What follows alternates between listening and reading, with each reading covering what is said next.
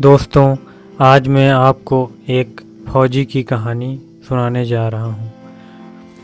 दोस्तों, ये कहानी मेरे गांव के पास के गांव के मित्र विनीत के पिताजी की है, जो आर्मी में ऑफिसर थे। कमलेश जब भी गांव आते तो सारे गांव के साथ साथ क्षेत्र के लोग भी उनसे मिलने और उनका हाल चाल पूछने आया करते। गांव में उनके माता पिता का देहांत हो चुका था। घर परिवार के नाम पर उनकी पत्नी और एक बेटा था। कमलेश सेना में नौकरी करते और उनकी पत्नी बेटे की देखभाल तथा उसकी पढ़ाई की चिंता। अपने बेटे के पालन पोषण में माँ पिता के कर्तव्यों का भी पूरी तरह से निर्वहन कर रही थी, क्योंकि फौजी अपने घर परिवार के लिए पर्याप्त समय नहीं दे पाते। साल में 2 बार आना हो पाता था घर। उसी बीच घर की सारी व्यवस्थाएं देखते, खेती बाड़ी का इंतजाम, घर मकान की मरम्मत, बच्चे और पत्नी के कपड़ों की व्यवस्था, नातेदारी रिश्तेदारी निभाने का दायित्व पूरा करने में ही महीने भर की छुट्टियों का पता नहीं चलता था। जब कमलेश घर से ड्यूटी वापस जाते तो पूरे गांव के लोग गांव से के दूर बस स्टैंड तक पूरे सम्मान से विदा करने जाते, उन्हें प्रोत्साहित करते और सहृदयता से विदाई देते। यह सब देखकर अक्सर उनकी आंखें नम हो जाती थी।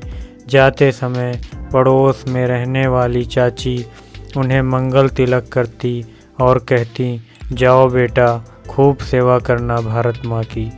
समय बीतता चला गया और कमलेश की सेवानिवृत्ति का समय आ गया। सेवानिवृत्त होकर गांव आ गए कमलेश। कहते हैं, जिंदगी में सारे सुख किसी को नहीं मिलते। कुछ ही दिनों के बाद उनकी पत्नी की अचानक तबीयत खराब हो गई। उन्होंने इलाज में कोई कसर नहीं छोड़ी। साथ में बेटा विनीत भी भागम भाग करता रहा। बेटा विनीत MBA की पढ़ाई कर रहा था। विधाता को कुछ और ही मंजूर था। अटैक आया और कमलेश की पत्नी ने साथ छोड़ दिया और चली गई भगवान के घर।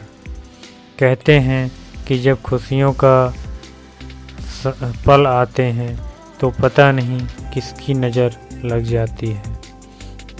बहुत ही दुखी हुए कमलेश। विधि का विधान कौन टाल सकता है।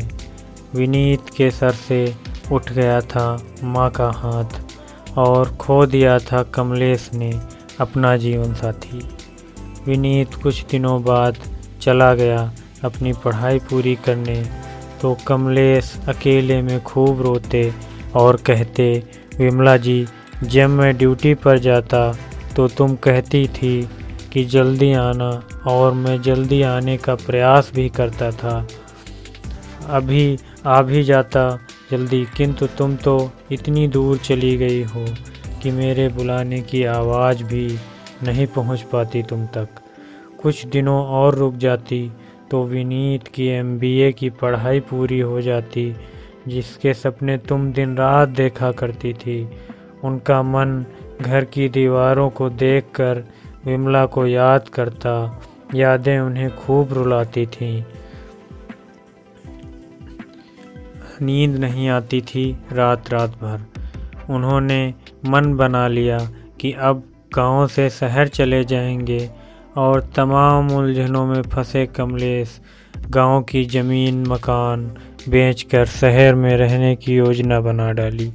ज़मीन जायदाद से अच्छी खासी रकम मिली और नौकरी का भी अच्छा खासा फंड मिला था, जिससे शहर में शानदार आलीशान मकान बना लिया।